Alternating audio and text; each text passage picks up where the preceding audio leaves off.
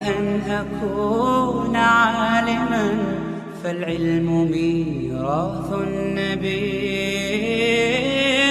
بالعلم بل بالأدب تنال أعلى الرتب فعش حياة العلماء وقرأ صنوف الكتب.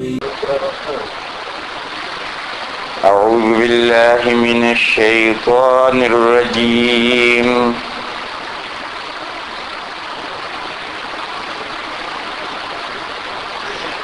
ما كان محمد أبا أحد من رجالكم ولكن رسول الله وخاتم النبيين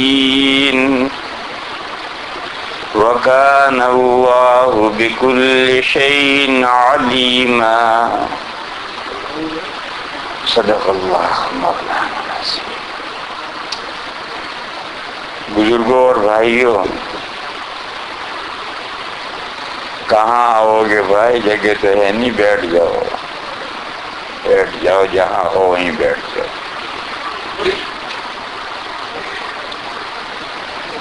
بزرگوں اور بھائیوں، ابھی حضرت قاری صاحب نے یہ آیت پاک تلاوت کی.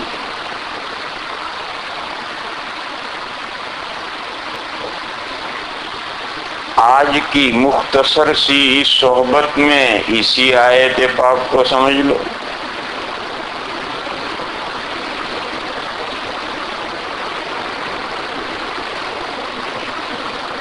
آیت پاک کا ترجمہ یہ ہے: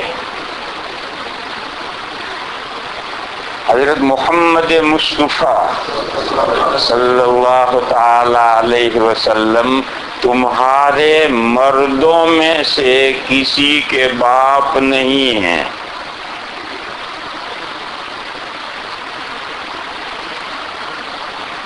لڑکیوں کے باپ تو حضور تھے. نبی پاک صلی اللہ تعالی علیہ وسلم کی 4 صاحبزادیاں ہوئی ہیں جو بڑی عمر تک پہنچی. ان میں سے ایک حضرت زینب ہیں، ان کی شادی بھی ہوئی. ان کی ایک صاحبزادی امامہ بھی پیدا ہوئی. ان کا انتقال نبی پاک صلی اللہ تعالی علیہ وسلم کی موجودگی میں ہو گیا. ان کے شوہر کا نام تھا ابو العاص. دوسری 2 صاحبزادیاں رقیہ اور ام کلثوم، یہ دونوں صاحبزادیاں یکے بعد دیگرے حضرت عثمان غنی رضی اللہ تعالی عنہ کے نکاح میں آئیں، اور اسی وجہ سے حضرت عثمان ذو النورین کہلاتے ہیں.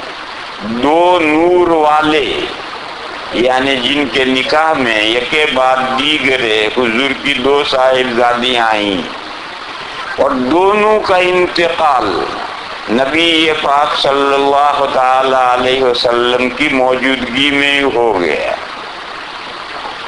اور حضور کی 4تھی صاحبزادی سب سے چھوٹی حضرت فاطمہ رضی اللہ تعالی عنہا تھی، جو سب سے چھوٹی تھی. وہ بھی بڑی عمر تک پہنچی. ان کا نکاح حضرت علی کرم اللہ تعالی وجہہ سے ہوا ہے، اور 3 بیٹے اور 1 بیٹی پیدا ہوئی. سب سے بڑے حضرت حسن تھے، ان کے بعد حضرت حسین تھے، اس کے بعد ایک لڑکا اور ہوا ہے جس کا نام تھا محسن، اور ایک صاحبزادی پیدا ہوئی ہے جن کا نام تھا ام کلثوم. اس میں یہ بچہ محسن یہ تو بچپن میں انتقال کر گیا، لیکن حضرت حسن اور حضرت حسین بڑی لمبی عمر تک رہے ہیں، اور آج دنیا میں حضور کی اولاد انہی 2 نواسوں کی اولاد ہے. اور صاحبزادی حضرت ام کلثوم وہ بھی بڑی ہوئی تھی، ان کا بھی نکاح ہوا ہے۔ اور نبی پاک صلی اللہ تعالی علیہ وسلم کی وفات کے 6 مہینے کے بعد حضرت فاطمہ کا بھی انتقال ہو گیا۔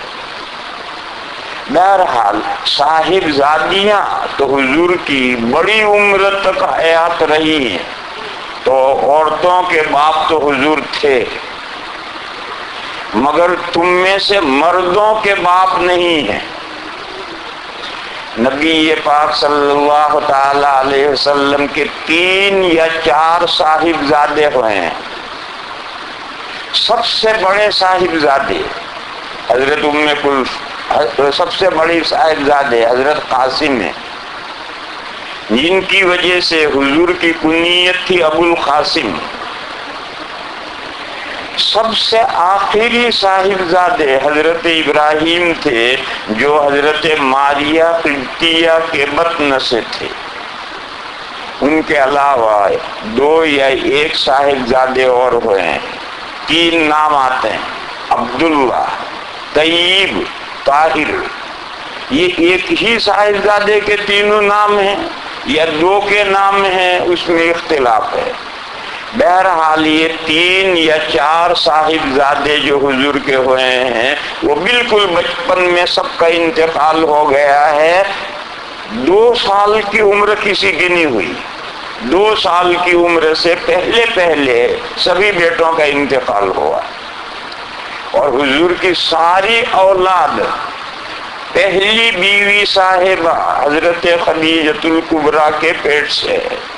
صرف حضرت ابراہیم حضرت ماریہ کے پیٹ سے ہیں، باقی سب اولاد حضرت خدیجۃ الکبریٰ کے پیٹ سے۔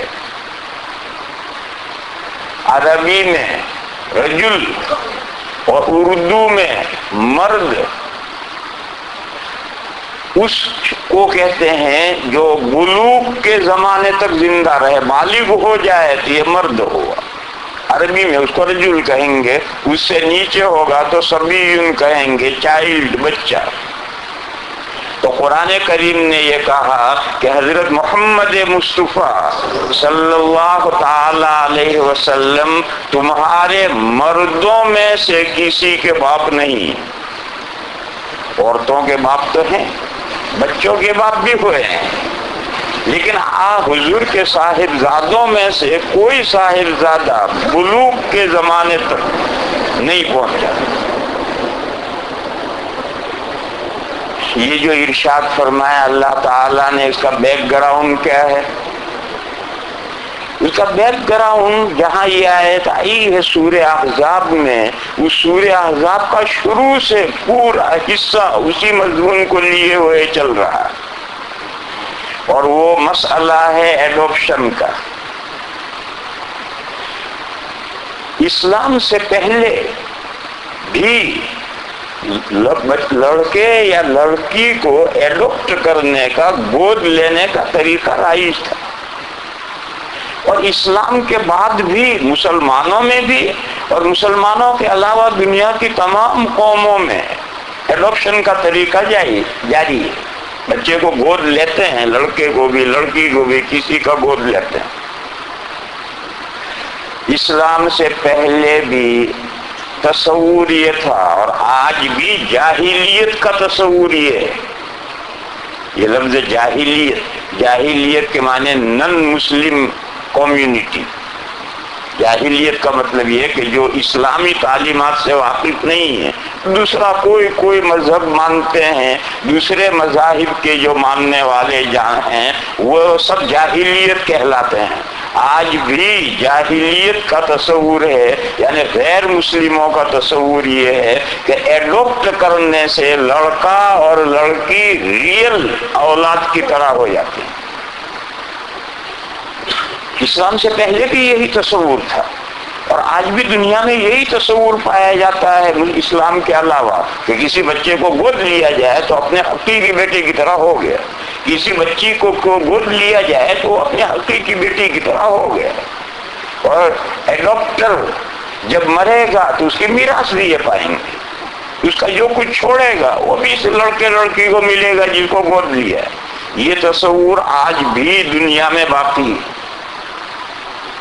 اسلام نے اس تصور کو ختم کر دیا اور اسلام نے یہ کہا کہ ایڈاپٹ کرنے سے ریئل سن یا ڈاٹر کی طرح سے وہ بچہ نہیں ہو جائے. ریئل سن یا ریئل ڈاٹر وہ ہے جو آدمی کے نطفے سے پیدا ہوا ہے، وہی اس کا حقیقی لڑکا ہے، وہی اس کی حقیقی لڑکی ہے. ان کسی دوسرے کے نطفے سے پیدا ہوا لڑکا یا لڑکی گود لیا جائے تو اس کے بہت سے حقوق ہوں گے، مگر وہ حقیقی بیٹا بیٹی نہیں ہے. اور یہ کامن سینس کا مسئلہ ہے، اور دنیا نہ سمجھے تو نہ سمجھے. باقی یہ مسئلہ ہے کامن سینس کا کہ سن اور ڈاٹر اسی کا ہوگا جس کے نطفے سے پیدا ہوا ہے. منہ بولا بیٹا بنا لینے سے یا منہ بیٹی بیٹی بنا لینے سے وہ حقیقی بیٹا اور بیٹی کیسے بن جائے گا؟ قرآن کریم نے سورہ احزاب میں جہاں سے یہ مسئلہ شروع کیا ہے 3 مثالیں دی کہ جیسے یہ 2 مثالیں رونگ ہیں، یہ بھی رونگ ہے. لوگ کہتے ہیں فلاں آدمی چھوٹے دل کا ہے، فلاں آدمی تھوڑ دلا ہے، فلاں آدمی 2 دلا ہے، 2 ہڈ ہیں. یہ سب محاورے ہیں، حقیقت کچھ نہیں. سب کے ہاتھ یہ برابری ہیں، نہ کسی کا چھوٹا دل ہے نہ کسی کا بڑا دل ہے. یہ بڑا آدمی بڑے دل کا ہے، کہیں بڑے دل کا نہیں. ہاتھ تو سب کے ایک جیسے ہیں، مگر یہ ایک سب محاورے ہیں اور ان محاوروں کا ایک مطلب ہے. باقی دل ہر ایک کے سینے میں ایک ہی ہے اور ایک ہی ٹائپ کا دل ہے. یہ جو لوگ کہتے ہیں کہ فلاں کے 2 دل ہیں، فلاں کا بڑا دل ہے، فلاں کا چھوٹا دل ہے، فلاں کا تھوڑ دلا ہے، یہ سب کہنے کی باتیں ہیں اور اس کے مجازی معنی ہوتے ہیں اور اس مجازی معنی کو لوگ مراد بھی لیتے ہیں، لیکن ریالٹی اس میں کچھ نہیں. دل سب کے سینوں میں ایک ہی ہے اور ایک ہی ٹائپ کا ہے. اسی طرح بعض بے وقوف شوہر بیوی کو ماں کہہ لیتے ہیں، بیوی کو بہن کہہ لیتے ہیں. بعض بے وقوف شوہر بیوی کو ماں کہہ لیتے ہیں، بیوی کو بھائی نہیں بہن کہہ لیتے ہیں. تو بھائی کہہ رہے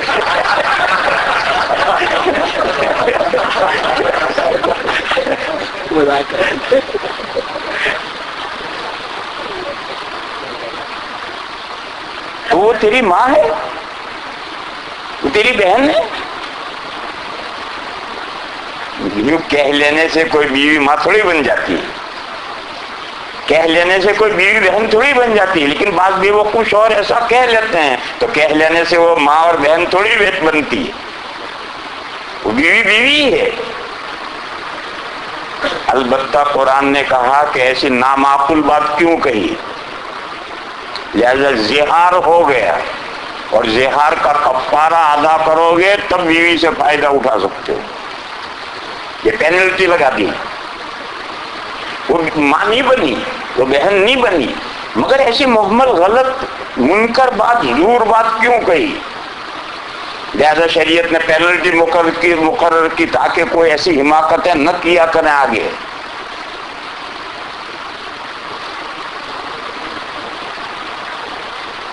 ایک لطیفہ یاد آیا، کوئی خان صاحب ہو تو ناراض مت ہوئی ہو.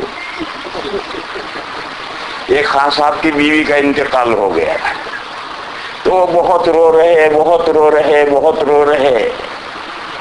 تو کسی نے کہا خان صاحب بیوی کے مرنے پر اتنا رونے کی کیا ضرورت ہے؟ بیوی کی موت کا صدمہ جیسے کوہنی کی چوٹ، کوہنی پر چوٹ لگتی ہے تو ایک دم بڑی سخت چوٹ لگتی ہے، 2 منٹ میں ختم. تو کہا بیوی کے مرنے پہ اتنا کیوں رو رہے ہو، دوسری کر لی ہو. کہنے لگے بابا وہ ہمارا بیوی ہی نہیں تھا، وہ ہمارا چھوٹا موٹا ماں بھی تھا.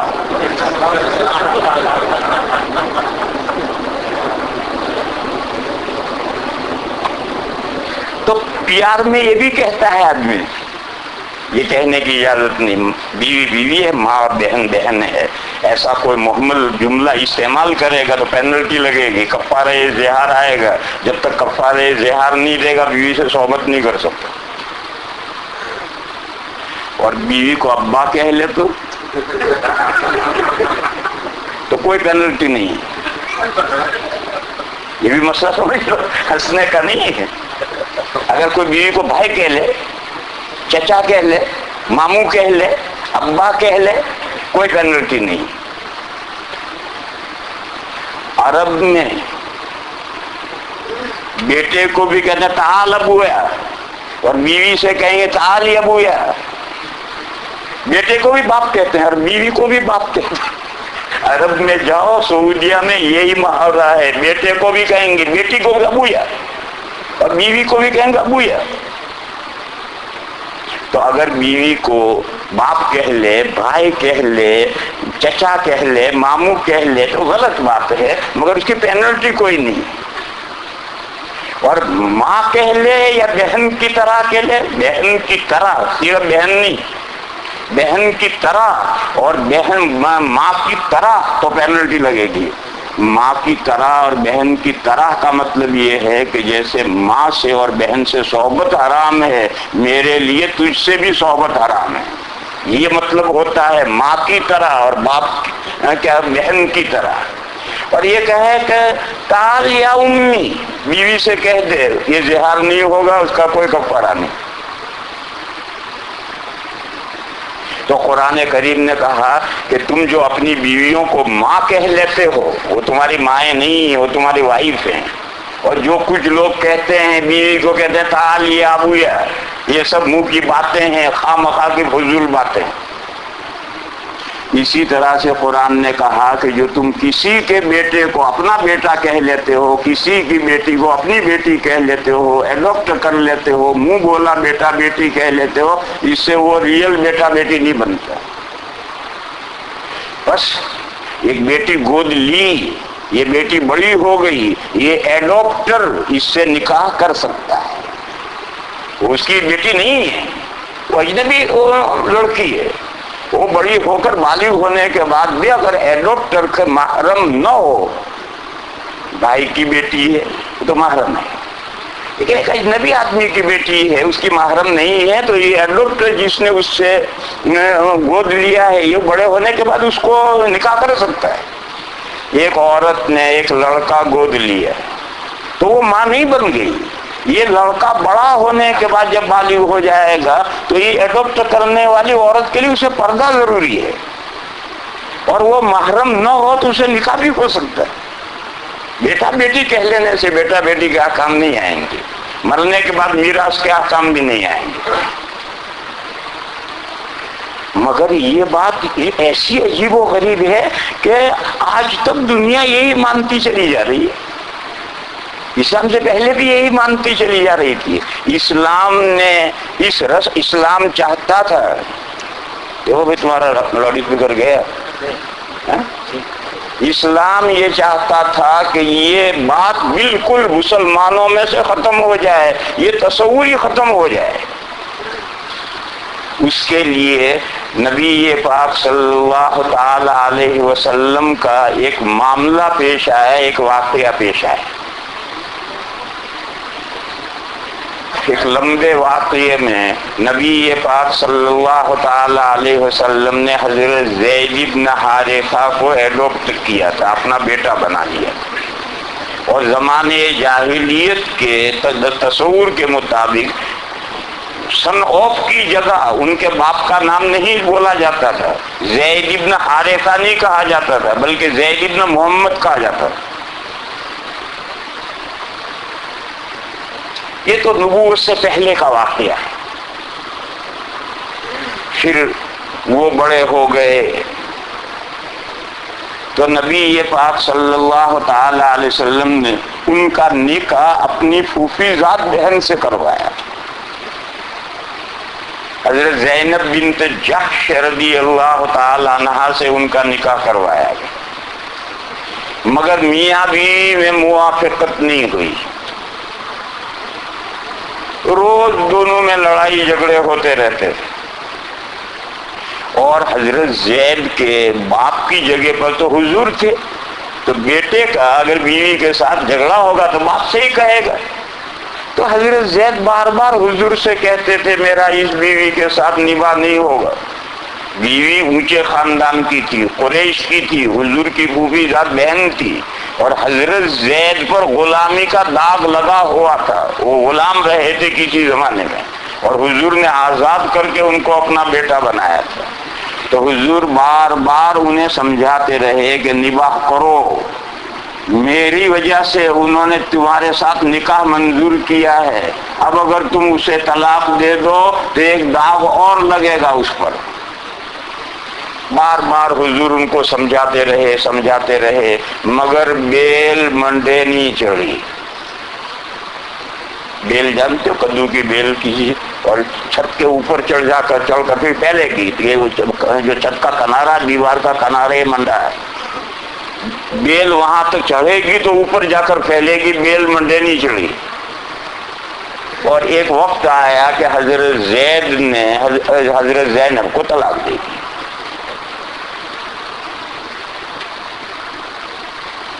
نبی پاک صلی اللہ تعالی علیہ وسلم یہ بات سوچ، اب تو طلاق ہوئی تو عدت میں بیٹھے گی، بیوی عدت میں بیٹھے گی. عدت کم از کم 3 مہینے یا زیادہ ہے، 3 ماہواری، 3 پیریڈ، 3 مہینے تو لگیں گے، زیادہ بھی لگ سکتے ہیں. یہ جو عدت کا زمانہ ہے، اس زمانے میں حضور یہ سوچتے رہے کہ اب ان پر جو دوسرا داغ لگ گیا. پہلا داغ تو یہ کہ تجھے غلام کے نکاح میں دیا گیا، پہلا داغ تو یہ تھا. دوسرا داغ یہ لگا کہ تجھے غلام نے بھی نہیں رکھا، اس نے بھی تجھے چھوڑ دیا، طلاق دے دی. یہ داغ کیسے دھوئے جائیں؟ حضور کے ذہن میں یہ بات ہے کہ عدت پوری ہو جائے تو حضور ان سے نکاح کر لیں، حضرت زینب سے نکاح کر لیں تو سب داغ دھل گئے، اور ان کو وہ مقام مل گیا جو امت کی کسی عورت کو نہیں ملے گا. یہ حضور کے ذہن میں ہے، مگر ڈر یہ ہے کہ مخالفین اسلام طوفان کھڑا کریں گے کہ اپنے بیٹے کی بیوی سے یعنی بہو سے نکاح کر دیا. بہو سے نکاح حرام ہے، اور پہلے سے یہ تصور چلا آ رہا تھا کہ ایڈاپٹ کرنے سے وہ ریئل بیٹا بن جاتا ہے، تو اس کی بیوی بہو ہے اور بہو سے نکاح حرام ہے. تو دشمنان اسلام یہ پروپیگنڈا کریں گے، اگرچہ اسلام میں وہ ریئل بیٹا نہیں بنا، وہ بہو نہیں ہے، مگر لوگ تو یہی پروپیگنڈا کریں گے. اور پروپیگنڈا جو ہے وہ مذہب کو نقصان پہنچاتا ہے. غلط پروپیگنڈا جو ہے مذہب کو نقصان پہنچاتا ہے. کوئی بھی ہوگا، کوئی غلط پروپیگنڈا ہوگا تو مذہب کو نقصان پہنچے گا. اور پھر ابھی اسلام نیا آیا ہے اور پھیل رہا ہے، ایسے وقت میں اگر پروپیگنڈا غلط ہو جائے تو بڑا مشکل ہو جاتا ہے. تو حضور کے ذہن میں یہ ہے کہ ان داغ دھونے کا یہی ایک راستہ ہے. وَتُخْفِي فِي نَفْسِكَ وَتَخْشَى النَّاسَ وَاللَّهُ أَحَقُّ أَن تَخْشَىٰ. آپ دل میں ایک بات چھپائے ہوئے ہیں مگر اس پر عمل کرنے سے آپ لوگوں سے ڈر رہے ہیں. وَتُخْفِي فِي نَفْسِكَ وَتَخْشَى النَّاسَ. مگر قرآن کریم نے کہا کہ لوگوں کے غلط پروپیگنڈے سے بچنا چاہیے. اسلام کے خلاف لوگ غلط پروپیگنڈا کریں، اس سے بچنا چاہیے. ہمارے کسی عمل سے ہمارے مذہب کو نقصان نہیں پہنچنا چاہیے. لیکن اگر کوئی شرعی مصلحت ہو تو پھر کوئی حرج نہیں، جس کو پروپیگنڈا کرنا ہو کرو. جو شرعی مصلحت ہے وہ ہمیشہ آگے رہے گی. تو قرآن کریم نے کہا وَتَخْشَى النَّاسَ وَاللَّهُ أَحَقُّ أَن تَخْشَىٰ. اگر شرعی مصلحت ہے تو پھر نبی کو پروپیگنڈے سے نہیں ڈرنا، اور جس کو جو پروپیگنڈا کرنا ہو کرتے رہو، جو اللہ کا حکم ہے ہم اس پر عمل کریں. چنانچہ عدت پوری ہوئی، ان کی عدت پوری ہوئی اور وہی نازل ہوئی زوجناکا، ہم نے آپ کا نکاح حضرت زینب سے کر دیا. چنانچہ تو آسمانوں پر نکاح ہوا، زمین پر بھی حضور نے باقاعدہ ان سے نکاح کیا اور نکاح کر کے وہ حضور کے گھر میں آ گئی۔ اب وہ پروپیگنڈا کرنے والوں کو پروپیگنڈے کا موقع ملا کہ اپنی بہو کو اپنے گھر میں بسا لیا، اپنی بہو سے نکاح کر لیا۔ جو اسلام کے خلاف پروپیگنڈا کرنے والے تھے انہوں نے زور شور سے ہنگامہ، یہ کیسا مذہب ہے، بہو کو اپنے گھر میں لے لیا۔ سورہ احزاب پوری تقریباً اسی مسئلے سے متعلق نازل ہوئی ہے، جگہ جگہ اس مسئلے کو چھیڑا گیا۔ یہ آیت کریمہ جو قاری صاحب نے پڑھی تھی اور جس کو میں بیان کر رہا ہوں اس میں بھی یہی مسئلہ ہے۔ قرآن نے کہا ما کان محمد ابا احد من رجالکم، محمد مصطفیٰ صلی اللہ تعالی علیہ وسلم تمہارے مردوں میں سے کسی کے باپ نہیں ہیں۔ تو بہو کا کیا سوال ہے؟ حضور کے بیٹے ہوئے ہیں لیکن چھوٹی چھوٹی عمر میں، سال بھر، سوا سال، 1.5 سال، 1.25 سال، اس عمر میں انتقال ہو گیا تو بہو کہاں سے آئے گی؟ اور بیٹیاں بڑی بڑی ہوئی ہیں، بے شک ہوئی ہیں، بہو کہاں سے آئے گی؟ بہو تو جب ہوگی جب حضور کا کوئی بیٹا بالغ ہو، وہ شادی کرے تو وہ حضور کی بہو ہوئی۔ حضور کا کوئی بیٹا یہاں تک تو پہنچا ہی نہیں۔ یہ ایک ایسا دو ٹوک واضح سوال جواب تھا کہ اگر آدمی کے پاس میں معمولی عقل و فہم ہو تو بھی سمجھ سکتا ہے کہ بھئی یہ حضور کی بہو نہیں ہو سکتی۔ دیکھو یہاں رک کر کے میں ایک نہایت اہم مسئلہ سمجھا دوں، بہت شارٹ، آپ حضرات سمجھدار ہیں اسے سمجھ لیں۔ نبی پاک صلی اللہ تعالی علیہ وسلم کا پہلا نکاح 25 سال کی عمر میں ہوا ہے اور ایسی اہلیہ سے ہوا ہے جن کی عمر تقریباً 40 سال تھی، اور جب تک حضرت خدیجہ الکبریٰ زندہ رہی حضور نے اور کوئی نکاح نہیں فرمایا۔ یہی جوانی کا زمانہ، آدمی کی ضرورت کا زمانہ ہے، مگر حضور کے نکاح میں فقط ایک بیوی رہی اور وہ بھی بیوہ تھی۔ اللہ نے حضور کو ساری اولاد ان سے عطا فرمائی۔ جب حضرت خدیجہ الکبریٰ کا انتقال ہوا تو حضور کو نبوت مل چکی تھی۔ بیٹا تو کوئی زندہ نہیں تھا مگر بیٹیاں سب زندہ تھی چاروں، اور چھوٹی چھوٹی تھی، ابھی کسی بیٹی کا نکاح نہیں ہوا۔ اب ایک طرف نبوت ملی ہوئی ہے، نبوت کے صبح سے شام تک کام ہے، ایک طرف گھر میں چھوٹی چھوٹی بچیاں ہیں، بیوی کا انتقال ہو گیا ہے۔ تو خاندان نے یہ مشورہ دیا کہ آپ دوسرا نکاح فرما لیں تو بیوی گھر میں آ کر ان بچیوں کو سنبھالے۔ چنانچہ حضور نے اب دوسرا نکاح کیا اور حضرت سودا بنت زمعہ رضی اللہ تعالی عنہا سے نکاح کیا، جو 2 جگہ سے بیوہ ہو چکی تھی اور بوڑھی اور بڑی عمر کی تھی، بہت بوڑھی تو نہیں، بڑی عمر کی تھی اور 2 جگہ سے بیوہ ہو چکی ہیں۔ حضور نے ان سے نکاح کیا۔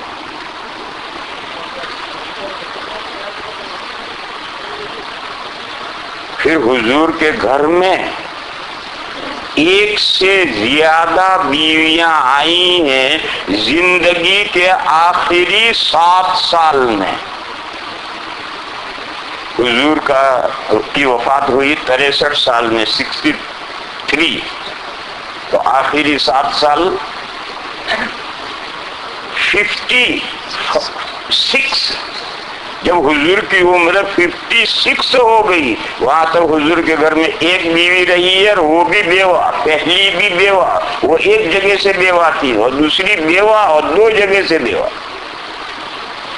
جو 1 سے زیادہ حضور نے نکاح کیے ہیں وہ زندگی کے جو آخری 7 سال ہیں، 56 سے لے کر 63 تک، یہ جو 7 سال کی زندگی ہے اس میں حضور نے کئی نکاح کیے۔ اگر کوئی سمجھنا چاہے تو اتنی موٹی بات آسانی سے سمجھ سکتا ہے کہ یہ حضور نے جو کئی نکاح کیے ہیں وہ اپنی ضرورت کے لیے نہیں کیے۔ انسان کی ضرورت کا زمانہ وہ ہے جو گزر چکا۔ بڑھاپے میں 56 میں تو آدمی ایک بیوی نبھانا مشکل ہو جاتا ہے۔ آپ تو 40 کے بعد میں ایک نہیں نبھا سکتے. کیوں ہنس رہے بھائی؟ اور زیادہ ہنس رہے. 40 کے بعد میں ایک نبھانا مشکل ہو جاتا ہے. یہ تو 56 عمر ہو گئی ہے. اس کے بعد چند نکاح جو حضور نے کیے ہیں، آدمی کی اپنی ضرورت کا یہ زمانہ ہے ہی نہیں. بس لامحالہ یہ بات بالاجمال ماننی ہوگی کہ حضور نے جو متعدد نکاح کیے ہیں وہ کسی مصلحت سے کیے. وہ مصلحتیں کیا ہیں؟ وہ مصلحتیں ہیں، 3 مصلحتیں ہیں جن کے لیے حضور نے وہ نکاح کیے. ملی، ملکی یا کہو سیاسی، ملکی کہو یا سیاسی کہو، اور شخصی. شخص سے مراد حضور کی ذات نہیں، اندر پرسن.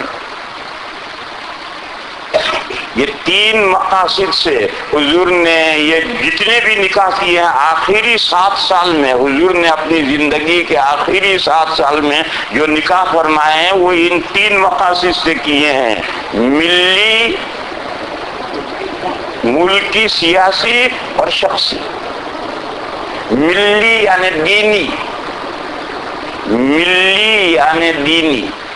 ایسے نکاح حضور کے 2 ہوئے ہیں، اور وہ دونوں نکاح حضور نے نہیں کیے ہیں، اللہ نے آسمان سے کروائے ہیں. جو دینی اور ملی نکاح، ظاہر ہے ملت کی مصلحت حضور سے زیادہ اللہ جانتے ہیں. تو 2 نکاح حضور نے ملی مصلحت، دینی مصلحت سے کیے ہیں، اور حضور نے نہیں کیے. اللہ کے آسمان کے اوپر سے وہ 2 نکاح کروائے گئے ہیں، یعنی حضور کو حکم دیا گیا ہے اور حضور نے وہ 2 نکاح کیے ہیں. اور شخصی مصلحت سے حضور نے 2 نکاح کیے. باقی نکاح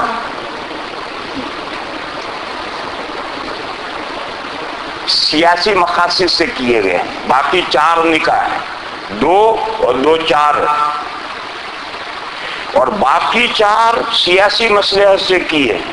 ان میں سے 2 میں جو سیاسی مصلحت تھی وہ پوری ہو گئی، اور 2 میں پوری نہیں ہوئی. اللہ کا اختیار ہے. انسان ایک پروگرام بناتا ہے، کوئی ضروری نہیں وہ پروگرام پورا ہو. اور 9ویں بیوی وہ تھی جو پہلے سے حضور کی چلی آ رہی، حضرت سودا. حضرت خدیجہ کے انتقال کے بعد حضرت سودا سے جو نکاح کیا تھا یہ 9ویں بیوی ہے. اور باقی 9 بیویوں میں سے جو 8 رہ گئی، ان میں سے 2 نکاح حضور نے دینی مصلحت سے کیے ہیں، ملی، اور 2 نکاح شخصی مصلحت سے کیے ہیں، اور 4 نکاح سیاسی اور ملکی مصلحت سے کیے ہیں، جن میں 2 میں مصلحت بروئے کار آ گئی اور 2 میں نہیں آئی. حضرت عائشہ صدیقہ رضی اللہ تعالی عنہا سے جو حضور نے نکاح کیا ہے وہ ملی اور دینی مقصد سے کیا ہے، اور حضور نے نہیں کیا، اللہ کی طرف سے کروایا گیا ہے. اس کی تھوڑی تفصیل سنا دوں میں. آج یہ اس سفر کا آخری بیان ہے، یہ لمبا ہو جائے گھبرائیے مت.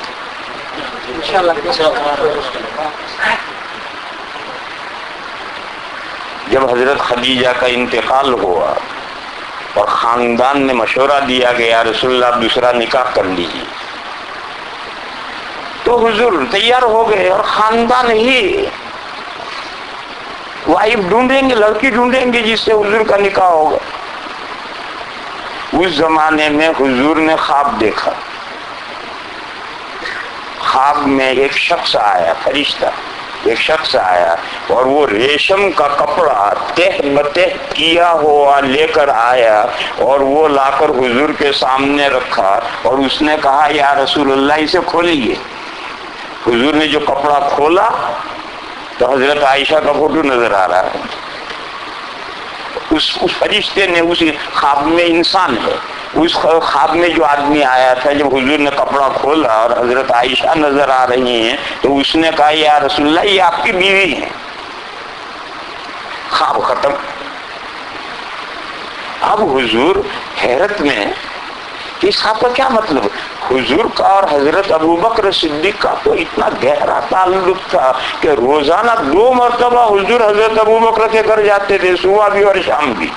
اور حضرت عائشہ 6 سال کی بچی تھی، وہ نکاح گھر میں ہر وقت ان کو دیکھتے ہیں. اب 6 سال کی بچی سے نکاح کرنے کا کوئی تک ہی نہیں. اور حضور کو نکاح کرنا ہے گھر کو سنبھالنے کے لیے، تو 6 سال کی بچی سے اگر نکاح ہوگا بھی تو صرف نکاح ہوگا. وہ 6 سال کی نابالغ بچی گھر میں نہیں آ سکتی، اور گھر میں نہیں آ سکتی گھر کیسے سنبھالے گی؟ اور حضور کو تو نکاح کرنا ہے تاکہ بیوی آ کر گھر سنبھالے. اور خواب یہ دیکھا حضور نے، اور دیکھو نبی کا خواب وہی ہوتا ہے. حضرت ابراہیم نے جو صاحبزادے کو ذبح فرمایا ہے وہ بھی خواب ہی کا معاملہ تھا. انی ارا فی المنام، باقاعدہ حضرت جبرائیل آ کر وہی پہنچا گئے ہوں کہ اللہ کا حکم ہے کہ اپنے بیٹے کو ذبح کرو، ایسی وہی نہیں آئی تھی. حضور نے حضرت ابراہیم نے خواب دیکھا تھا. پہلی مرتبہ خواب دیکھا تو 100 اونٹ ذبح کر کے غریبوں کو کھلائے. پھر خواب دیکھا، پھر دوبارہ 100 اونٹ ذبح کر کے کھلائے. پھر وہی خواب دیکھا تو حضرت ابراہیم سمجھ گئے کہ بیٹے کا ذبح کرنا ہی مقصود ہے. اور پھر وہ ذبح کا واقعہ وغیرہ قرآن کریم میں آیا ہے. بہرحال نبی کا خواب وہی ہوتا ہے. تو یہ حضور کو جو خواب دکھایا گیا یہ بھی وہی ہے. اب حضور یہ سوچ رہے ہیں کہ اس نے چھوٹی نابالغ بچی سے اگر نکاح کر بھی لیا جائے تو وہ تو گھر میں تو آ نہیں سکتی، اور ضرورت ایسی بیوی کی ہے جو گھر کو سنبھالے. تو اب سوچتے ہیں حضور کے اس خواب کا کیا مطلب ہے. بخاری شریف کی روایت میں ہے حضور نے یہ دل میں کہا کہ اگر یہ خواب اللہ کی طرف سے دکھایا گیا ہے تو اللہ اس خواب کو پورا کریں گے. یعنی کسی نہ کسی دن. ابھی تو ان سے نکاح کر کے گھر میں لانے کا سوال ہی نہیں ہے، ابھی تو کوئی اور بیوی ڈھونڈنی ہے جو بیوی آ کر گھر سنبھالے. اور یہ اگر بیوی بننے والی ہیں تو اللہ تعالیٰ اس کو پورا کریں گے. کسی وقت جب موقع آئے گا اللہ پورا کریں گے. ان کان من اللہ یمضی. اچھا، ادھر یہ خواب دیکھا، 1-2 دن کے بعد پھر حضور نے یہی خواب دیکھا. پھر 2-4-5 روز کے بعد میں پھر تیسری مرتبہ یہی خواب دیکھا. وہی فرشتہ آتا ہے ایک ریشمی کپڑا لے کر رکھتا ہے، وہ کہتا ہے یا رسول اللہ کھولیے. حضور کھولتے ہیں، اندر حضرت عائشہ نظر آ رہی ہیں. وہ کہتا ہے یا رسول اللہ آپ کی بیوی. ادھر تو حضور یہ خواب دے رہے، وقفے وقفے سے یہ خواب دیکھ رہے ہیں. ادھر حضرت ابو بکر صدیق رضی اللہ تعالیٰ عنہ دل میں ایک بات سوچ رہے ہیں. وہ یہ سوچ رہے ہیں اچھا اس عرصے میں حضور کا حضرت سودا سے نکاح ہو گئے. حضرت ابو بکر یہ سوچ رہے ہیں کہ یہ بڑی عمر کی خاتون ہے حضرت سودا، یہ زیادہ عمر ان کی اب نہیں ہوگی، کچھ وقت سالوں کے بعد ان کا بہرحال انتقال ہو جائے گا. ایسا ہوتا ہے کوئی 100 سال تک بھی رہتا ہے، لیکن ایک ایوریج عمروں کا ہے، اس کے اعتبار سے آدمی ایک اندازہ کرتا ہے. تو حضرت ابو بکر صدیق یہ سوچ رہے ہیں کہ حضرت سودا کچھ زیادہ دن نہیں رہیں گی، بڑی عمر کی ہے، ایک وقت کے بعد انتقال ہو جائے گا. تو اگر میں حضرت عائشہ کے ساتھ حضور کا نکاح کر دوں تو جب ان کا انتقال ہوگا وہاں تک یہ بڑی ہو جائیں گی اور یہ جا کر حضور کا گھر سنبھال لیں.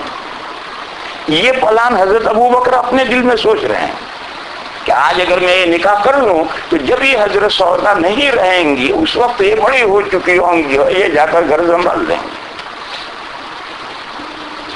چنانچہ حضرت ابو بکر نے خود پیشکش کی کہ یا رسول اللہ آپ عائشہ سے نکاح کر لی.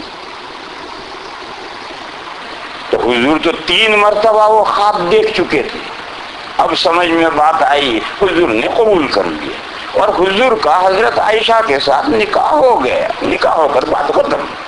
اور بچی جب بالغ ہوں گی اس کے بعد جو کچھ ہونا ہے ہوگا. نکاح بھی ہو گیا.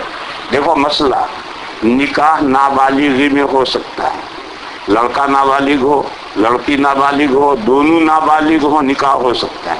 لیکن رخصتی اس وقت عمل میں آئے گی جب لڑکی شوہر کا تحمل کر سکے، تب رخصتی عمل میں آئے گی، اس سے پہلے رخصتی عمل میں نہیں آئے گی.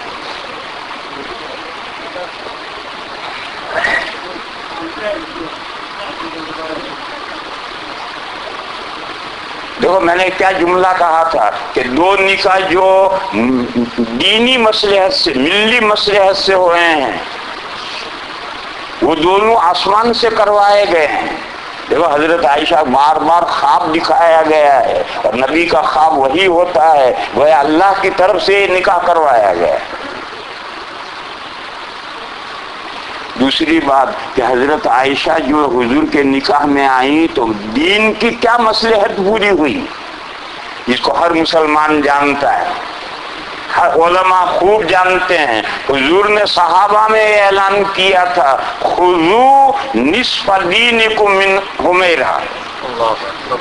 حضور نے فرمایا تم اپنا آدھا دین عائشہ سے حاصل کرو۔ وہ آدھا دین انہوں نے محفوظ کیا تھا۔ دیکھو آدھا جو ہے میرے بھائیوں کوانٹیٹی کے اعتبار سے نہیں، بلکہ آدھا ہے حالات کے اعتبار سے۔ دیکھو علم فرائض جس میں میراث کے مسائل ہیں اس کو ہاف نالج کا آدھا ہے۔ تو چھوٹی سی کتاب میں سارا علم فرائض آتا ہے، پھر وہ آدھا کیسے ہو گئے؟ تو علماء نے کہا ہے کہ انسان کی دو حالتیں، ایک زندگی کی ایک موت کی۔ تو وہ علوم جو زندگی سے متعلق ہیں وہ آدھے، اور علم الفرائض موت کی حالت سے متعلق ہے، لہذا وہ آدھا۔ اسی طرح سے یہاں سمجھو، ایک ہے جلوت اور ایک ہے خلوت۔ ایک حضور کی لائف ہے گھر سے باہر کی، اور ایک حضور کی پرائیویٹ لائف ہے گھر کے اندر کی۔ باہر کی جو زندگی ہے وہ تو سارے صحابہ نے کیچ کی، اور باہر کے جو حضور کیا کرتے تھے وہ سب صحابہ نے یاد رکھا ہے، لیکن حضور کی جو پرائیویٹ زندگی ہے وہ تو بیویاں ہی کیچ کریں گی۔ وہ گھر کی جو خلوت کی جو آدھی زندگی ہے، حضور نے فرمایا کہ اپنی یہ جو آدھی زندگی ہے خلوت والی، اس کے تمام مسائل عائشہ سے حاصل کرو۔ چنانچہ خلفائے راشدین کے زمانے میں بعض مسائل پیش آئے، کسی کے پاس کوئی علم نہیں تھا، حضرت عائشہ نے ان مسئلوں میں فیصلہ کیا۔ میں بتاؤں، مسئلہ یہ پیش آیا کہ اگر کوئی شوہر بیوی سے صحبت شروع کرے اور پھر فارغ ہونے سے پہلے کسی وجہ سے علیحدہ ہو جائے اور انزال دونوں کو نہ ہو تو غسل واجب ہے یا نہیں؟ یہ مسئلہ حضرت فاروق اعظم رضی اللہ تعالیٰ عنہ کے دور خلافت میں پیش آیا، اور صحابہ کی میٹنگ بلائی گئی تو کسی نے کہا غسل واجب ہے، کسی نے کہا واجب نہیں۔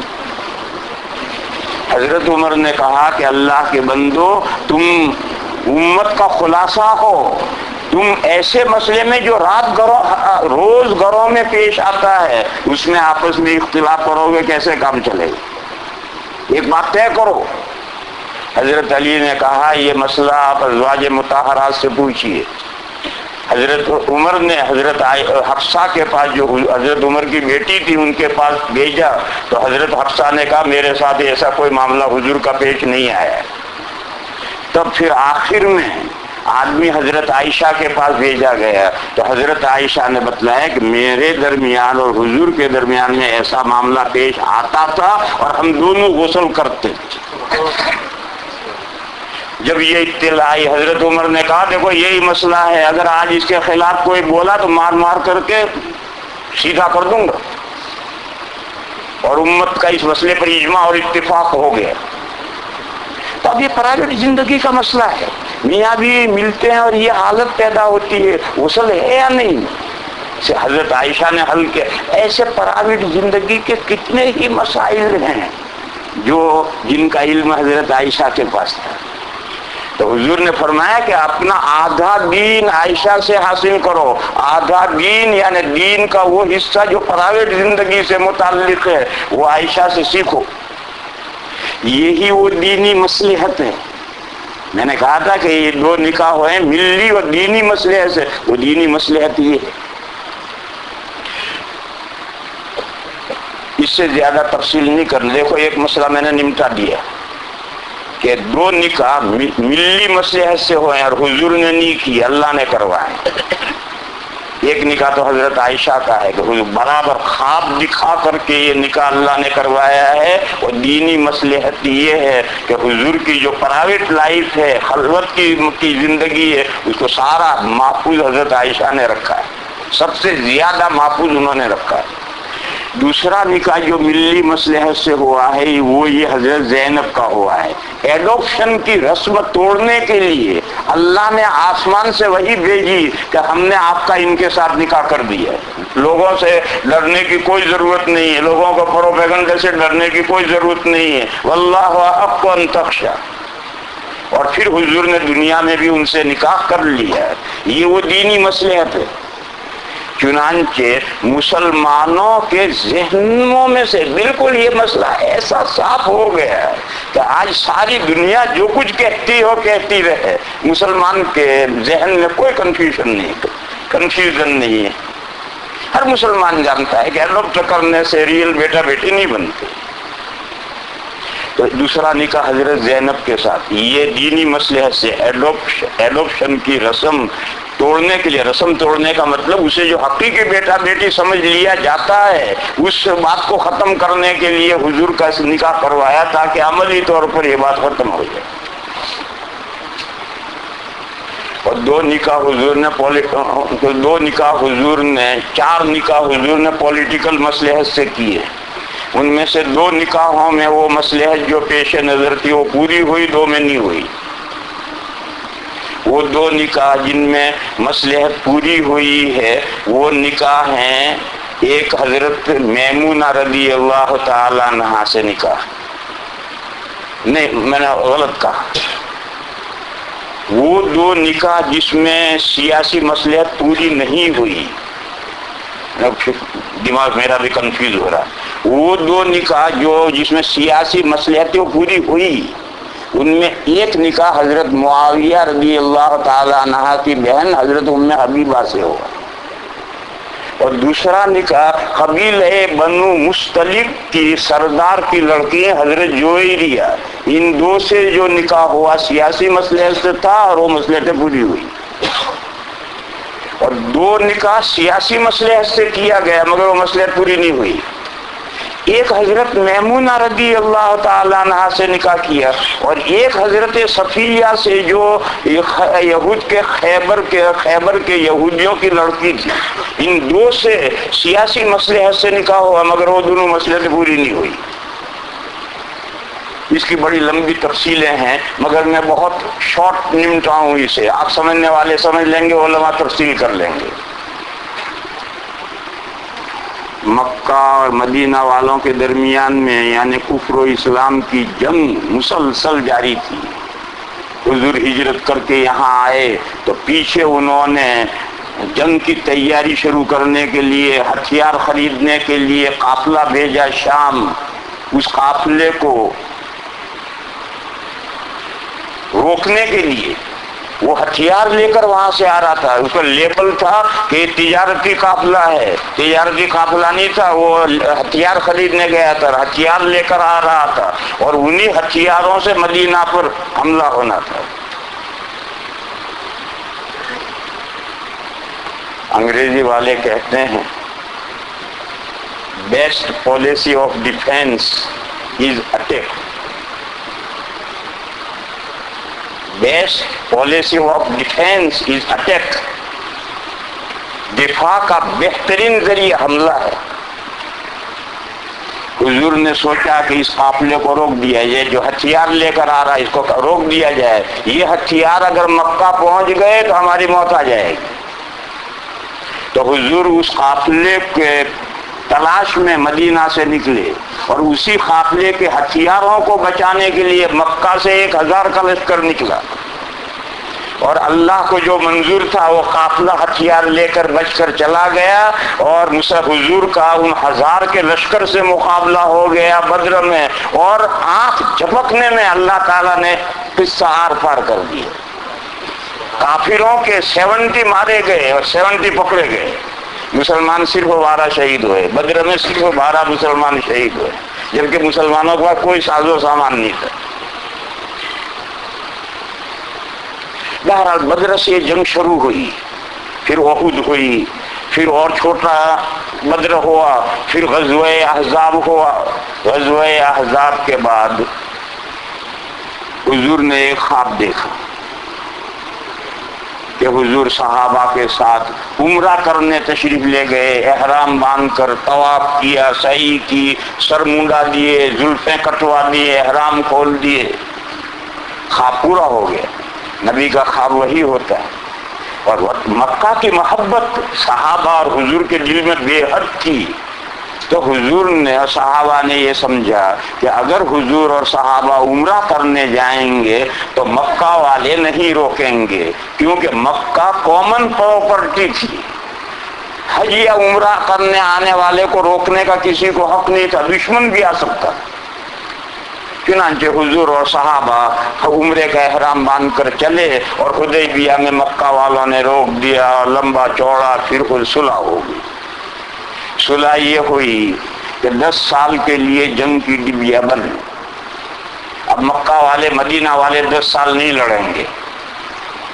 اب نہ لڑنے کی وجہ سے آمد و رفت شروع ہوئی۔ مکہ والے مدینہ آتے ہیں، مدینہ والے مکہ جاتے ہیں، مکہ والے مدینہ آئیں گے تو ان کے سامنے اسلام پیش کرنے کا موقع ملے گا، مدینہ والے وہاں جائیں گے، ان کے سامنے اسلام پیش کریں گے۔ دوسری بات یہ تھی کہ اس سال مسلمان صحابہ، حضور اور صحابہ عمرے کا احرام توڑ کر واپس جائیں اور اگلے سال آئیں۔ اور تیسری شرط یہ تھی کہ جب اگلے سال آئیں گے تو 3 دن صحابہ اور حضور مکہ میں رہیں گے، مکہ والے مکہ خالی کر کے باہر چلے جائیں گے۔ چنانچہ اگلے سال حضور عمرہ کرنے جائیں گے۔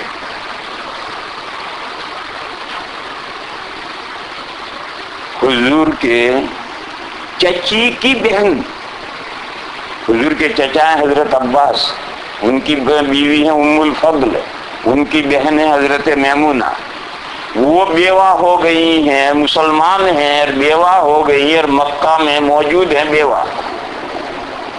حضور نے ایک اسکیم بنائی اور 2 آدمیوں کو پہلے مکہ بھیجا حضرت میمونہ سے نکاح کا پیغام دے کر۔ حضور کے ذہن میں ایک پلان ہے۔ خیر وہ 2 آدمی گئے، انہوں نے نکاح کا پیغام دیا، حضرت میمونہ نے فوراً منظور کر دیا۔ اب یہاں سے حضور اور صحابہ عمرے کا احرام باندھ کر چلے چلے چلے مکہ کے قریب پہنچے تو حضرت عباس وہی حضور بہنوئی ہیں، حضرت میمونہ کے بہنوئی ہیں، اور حضرت میمونہ نے اپنے بہنوئی کو اختیار دیا کہ آپ میرا نکاح حضور سے پڑھ دیں۔ تو مکہ میں داخل ہونے سے پہلے مقام شریف میں حضور حضرت عباس نے حضور سے ان کا نکاح پڑھ دیا، لیکن ابھی تو سب احرام میں ہیں۔ خیر حضور وہاں پہنچے تو اب مکہ والے سب باہر چلے گئے، کوئی مکہ میں نہیں ہے، صرف حضور اور صحابہ ہیں۔ طواف کیا، سعی کی، عمرے کا احرام کھول دیا۔ دوسرے دن، پہلے دن تو یہ کام ہوئے، دوسرے دن حضور نے مکہ والوں کے پاس ایک آدمی بھیجا اور ان کو کہا کہ میں نے یہاں مکہ میں ایک نکاح کیا ہے، میں چاہتا ہوں یہاں رخصتی عمل میں آئے اور اس کے اگلے دن میں ولیمہ کروں اور آپ سب حضرات کو ولیمے کی دعوت دیں، مگر شرط کے مطابق ان 3 دن کے اندر وہ نہیں آ سکتے۔ معاہدہ جو ہے، اس معاہدے کی روح سے ان 3 دن میں وہ مکہ والے نہیں آئیں گے، اور چوتھے دن حضور نہیں رہ سکتے۔ تو حضور نے فرمایا کہ تم مجھے 1 دن کا اور موقع دے دو اور چوتھے دن تم سب آ جاؤ اور میں سب کی ولیمے کی دعوت کروں اور آپ سب میرا ولیمہ کھا لیں، پھر میں مدینہ روانہ ہو جاؤں۔ پلان کیا ہے؟ یہ سب رشتے دار ہیں، یہ صحابہ سب مکہ ہی سے ہجرت کر کے گئے ہوئے ہیں، ان کے سب برادریاں ہیں، دوستیاں ہیں، تعلقات ہیں، اور جب ایک ولیمے میں سب شریک ہوں گے تو دین کی بات پہنچانے کا بہترین موقع ملے گا، ذہن سازی کا بہترین موقع ملے گا، یوں قریب آئیں گے اور قریب آنے سے اسلام کے پھیلنے کا موقع ملے گا۔ مگر ان اللہ کے بندوں نے جواب دیا ہمیں ولیمہ نہیں کھانا، شرط کے مطابق 3 دن میں آپ لوگ مکہ خالی کر دیں۔ تو جو اس نکاح کے پیچھے جو مقصد کا پلان وہ فیل ہو گیا۔ اور حضور نے رخصتی نہیں کی. تیسرے دن حضور نے روانہ ہوئے اور حضرت میمونہ کو ساتھ لیا اور پہلی منزل وہیں شریف میں ہوئی, وہیں رخصتی عمل میں آئی. کیوں؟ اب مکہ میں رخصتی کا کوئی مطلب ہی نہیں, جو مقصد پلان تھا وہ تو ختم ہو گیا. بہرحال یہ وہ پولیٹیکل مصلحت ہے. اسلام کی اشاعت مقصد تھی, ان کو قریب لانا مقصد تھا ولیمے کے عنوان سے, مگر انہوں نے نہیں مانا تو مقصد پورا نہیں کیا. خیبر کی جنگ ہوئی, حضرت صفیہ رضی اللہ تعالی عنہا قیدیوں میں آئیں. یہ سردار کی بیٹی تھی اور دوسرے سردار کی بیوی تھی, اور اس جنگ میں باپ بھی ان کا مارا گیا تھا, شوہر بھی مارا گیا تھا. یہ قیدیوں میں آئیں, یہ یہودیاں ہیں, مسلمان ہوئی تو نبی پاک صلی اللہ تعالی علیہ وسلم نے ان سے نکاح کر لیا. اور مقصد نکاح یہ تھا کہ یہود بے بہبود ان پر اچھا اثر مرتب ہو, وہ یہ سمجھیں کہ حضور کا ان کے ساتھ نکاح کا تعلق ہو گیا, وہ حضور کے قریب آئیں, ایمان قبول کریں. مگر انہوں نے کوئی اس نکاح کا اثر نہیں قبول کیا, وہ بے بہبود تھے. تو یہ نکاح پولیٹیکل مصلحت سے کیا, وہ مصلحت پوری نہیں ہوئی. مکہ اور مدینہ والوں کے درمیان میں جو جنگ تھی, پہلی جنگ بدر کی جو لڑی گئی, اس میں کمانڈر ان چیف تھا ابو جہل, وہ اسی جنگ میں مارا گیا. بدر کے بعد میں جتنی جنگیں مدینہ کے ساتھ مکہ والوں نے لڑی ہیں, ان سب میں کمانڈر ان چیف ابو سفیان تھے, حضرت معاویہ کے والد تھے. بعد میں وہ مسلمان ہوئے تھے, لیکن اس وقت تمام جنگوں میں کمانڈر ان چیف یہی ہیں, اصل لڑنے والے یہی ہیں حضور کے ساتھ. ان کی ایک بیٹی تھی ام حبیبہ, وہ مسلمان ہو گئی تھی, شوہر بھی مسلمان ہو گیا تھا, اور ہجرت سے پہلے جو صحابہ حبشہ ہجرت کر کے چلے گئے تھے اس میں وہ وہاں چلی گئی. حبشے میں ان کے شوہر کا انتقال ہو گیا. حضور کو وحی سے معلوم ہوا کہ وہاں ان کے شوہر کا انتقال ہو گیا, تو حضور نے خط لکھا نجاشی رحمت اللہ علیہ کو, ابھی وہ مسلمان نہیں ہوئے یا ہو سکتا ہو گئے ہوں, ان کو خط لکھا کہ میری طرف سے نکاح کا پیغام ام حبیبہ کو دیا جائے. چنانچہ حضور کی طرف سے نجاشی نے ام حبیبہ کو پیغام دیا, ان کی ایسی قسمت کا فوراً منظور ہوا, اور نجاشی کے دربار میں نکاح پڑھا گیا. 400 دینار مہر مقرر ہوا, وہ نجاشی نے اپنے جیب سے ادا کیا, اور حضرت میمونہ کو بہت سارے ہدایہ کے ساتھ انہوں نے وہاں سے مدینہ بھیج دیا. جب مکے میں ابو سفیان کو یہ پتا چلا کہ ان کی بیٹی سے حضور نے نکاح کر لیا, تو ابو سفیان نے یہ جملہ کہا تھا کہ اس فحل کو, اس سانڈ کو کوئی نکیل نہیں ڈال سکتا. اور اس کے بعد ابو سفیان کی یہ ہمت نہیں رہی کہ کوئی لشکر لے کر مدینہ پر چڑھا ہے. یہ وہ سیاسی مصلحت. اس کے بعد ابو سفیان مدینہ آئے اور حضور کے گھر میں, اپنے بیٹی کے گھر میں مہمان رہے ہیں. تو جو سیاسی مصلحت ہے وہ پوری ہوئی. اس کے بعد پھر ابو سفیان کی ہمت ہی نہیں ہوئی حضور سے آنکھ ملانے کی. اسلام کو وہ بہت بعد میں لائے ہیں, لیکن جب ان کی بیٹی سے نکاح ہو گیا اور حضور ان کے داماد بن گئے, اس کے بعد پھر ان کے آنکھ ملانے کی ہمت نہیں رہی. تو سیاسی مصلحت سے اور مصلحت پوری ہوئی. ایک قبیلہ ہے بنو مصطلق, اس پر جنگ ہوئی اور وہ قبیلہ ہارا, اور ان کے 400 مرد اور عورتیں غلام باندی بنا لیے گئے, اور ان کا مال سب مال غنیمت بنا لیے. پورا قبیلہ ہی غلام باندی بنا, تو ہار گئے. اس وقت جنگ میں یہی ہوتا تھا, تو سب غلام باندی بنا لیے گئے, مال سب. ان کے سردار کی بیٹی حضرت جویریہ, وہ بھی قیدیوں میں تھی. حضور نے ان کو آزاد کر کے نکاح فرما دیا. بس جو ہی صحابہ کو, فوج کو یہ معلوم ہوا کہ یہ تو حضور کے سسرالی بن گئے, تو تمام صحابہ نے ایک ہی دن میں ان تمام غلام باندھی عورتوں کو آزاد کر دیا, اور ان کا مال بھی ان کو واپس کر دیا. ایک دن میں 400 فیملی آزاد ہوئی ہیں اور ان کا مال غنیمت بھی سب کو واپس کر دیا کہ تو حضور کے سسرالی بن گئے. یہ اس پولیٹیکل مصلحت تھی اور وہ مصلحت پوری ہوئی. بہرحال یہ 4 نکاح حضور نے سیاسی مصلحت سے کیے ہیں، جس میں 2 میں مصلحت پوری ہوئی، 2 میں نہیں ہوئی. اللہ کا فیصلہ، مرضی حضور نے تو یہ ہے.